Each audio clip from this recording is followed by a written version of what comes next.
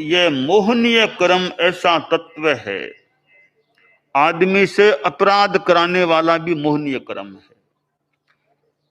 एक सीमा तक तो यूं लगता है कि हमारा संचालक तो मोहनीय कर्म है, हमारे भीतर में वो बैठा है, उस ड्राइवर तो वो है, हमारी ये जीवन की गाड़ी है, उसको मानो मोहनीय कर्म एक सीमा तक वो चला रहा है।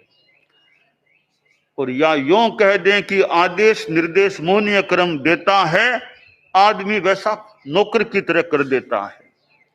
तो गलत न हो तो एक सीमा तक हम तो मोहनीय कर्म के नौकर हैं, राजा तो मोहनीय कर्म है, वो जैसा आदेश करता है भीतर से वैसा हम कर देते हैं।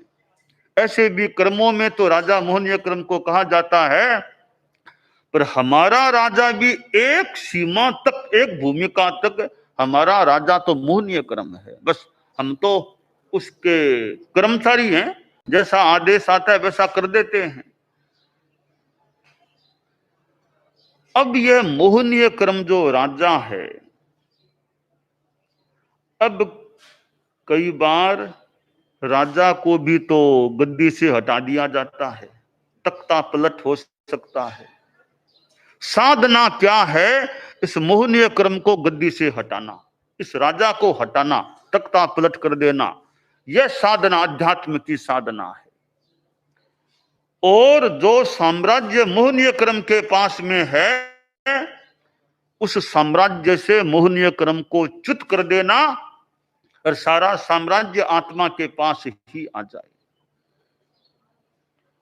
यानी आत्मा को मोहनीय कर्म की जकड़न से, पकड़ से मुक्त कर लेना, स्वतंत्र बना लेना। जो आत्मा, जो आदमी मोहनीय कर्म के परतंत्र है, वह परतंत्रता समाप्त हो जाए और हमारी चेतना स्वतंत्र स्वतंत्र बन जाए, आजाद हो जाए।